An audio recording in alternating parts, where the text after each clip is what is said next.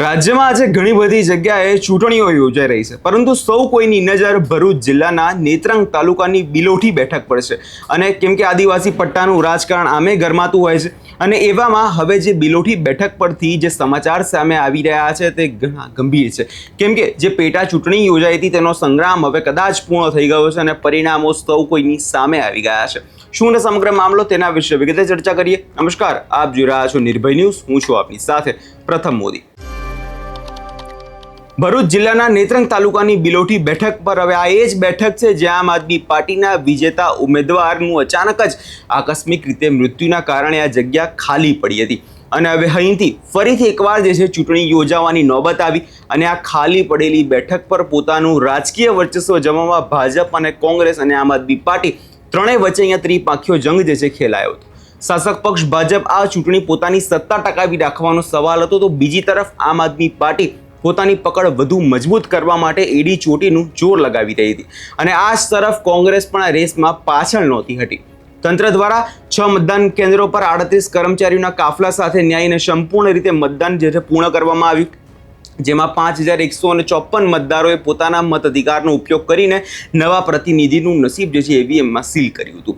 જો વાત કરીએ કે આ બહુચર્ચિત જે મતગણતરીના તબક્કાવાર છે તેમાં આંકડાઓની, તો અહીંયા આમ આદમી પાર્ટીના ઉમેદવારની અહીંયા જીત થઈ ગઈ છે. મતગણતરીની શરૂઆત થતાની સાથે જ વાતાવરણમાં ભારે ઉત્તેજિત અને ગરમાવો જોવા મળ્યો હતો.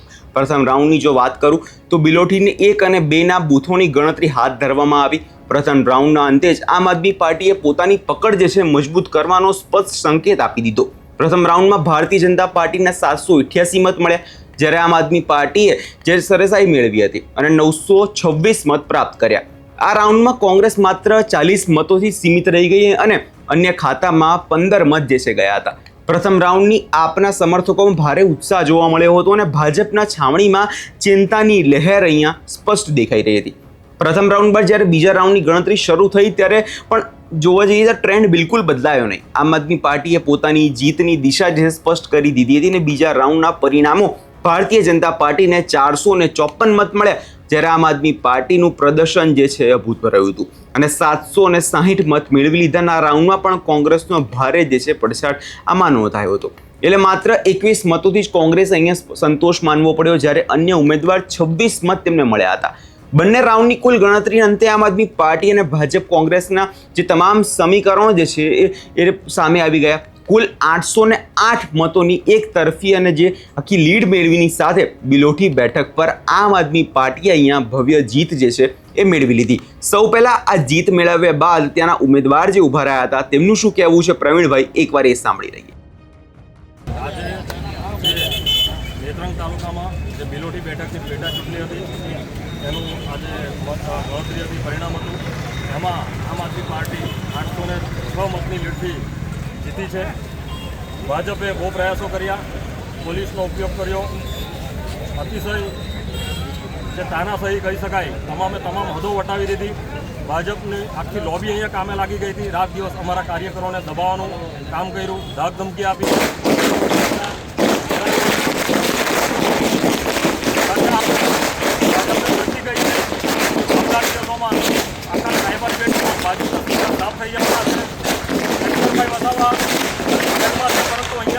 ચૈતરભાઈની વિચારધારા દરેક યુવાનોના દિલમાં છે. ચૈતરભાઈ દરેક યુવાનોના દિલમાં વસવાટ કરે છે અને તમે એક ચૈતર વસાવાને જેલમાં પૂરશો, અહીંયા લાખો ચૈતર વસાવા તૈયાર થવાના છે. આ જીત પ્રજાની જીત છે. પરિણામો જાહેર થતાની સાથે જ બિલોઠી અને સમગ્ર નેત્રંગ વિસ્તારમાં આમ આદમી પાર્ટીના કાર્યકરો અને સમર્થકોમાં ઉજવણીનો માહોલ જે છે છવાઈ ગયો. આતિશબાજી, ઢોલ નગારા અને ગુલાલ ઉછાળો થયો અને વિજય ઉમેદવારોના સમર્થકોમાં લોકો ઝૂમી ઉઠ્યા હતા. ભાજપના ગઢ ગણાતા વિસ્તારોમાં પણ આપનો આ વિજય આગામી રાજકીય દિશા બદલવાનો સંકેત આપે છે. આપણે એ પણ જોયું કે ચૈતર વસાવાએ જે સમયે અહીંયા સ્થાનિક સ્વરાજની ચૂંટણીઓ હતી ને આખી જે છે ભરૂચ અને નર્મદા આખી જે છે બેઠકો જીતી લીધી હતી અને એના જ કારણે ક્યાંક ને ક્યાંક જે ભાજપનો જે ખેમો છે તેની અંદર ક્યાંક ને ક્યાંક ચિંતા જે છે વસી ગઈ હતી અને એના જ કારણે હવે જે બિલોઠી બેઠક પર આમ આદમી પાર્ટીની સત્તા બની છે એનાથી ભારતીય જનતા પાર્ટીને અહીંયા ચોક્કસપણે ચિંતાના જે છે સમીકરણો દેખાઈ રહ્યા છે. ત્યાં 808 જેવા મતોથી માર્જિનથી જીત મેળવી આમ આદમી પાર્ટી માટે બહુ અને રાજકીય સિદ્ધિ માનવામાં કદાચ આવી રહી છે. બીજી તરફ આ પરિણામો ભાજપ અને કોંગ્રેસ બંને માટે ઘણા ચિંતાનો વિષય બની શકે. બિલોટી પંચાયત ચૂંટણીના જે અચાનક જ જે પરિણામો સામે આવ્યા છે તેનાથી નેત્રંગ રાજકારણમાં એક નવો વળાંક જે છે અહીંયા આવી ચૂક્યો છે. તમારો શું અભિપ્રાય છે અમને કમેન્ટ બોક્સમાં ચોક્કસથી જણાવજો અને અમારી ચેનલ નિર્ભય ન્યૂઝને લાઇક, શેર અને સબસ્ક્રાઇબ કરવાનું ભૂલશો નહીં.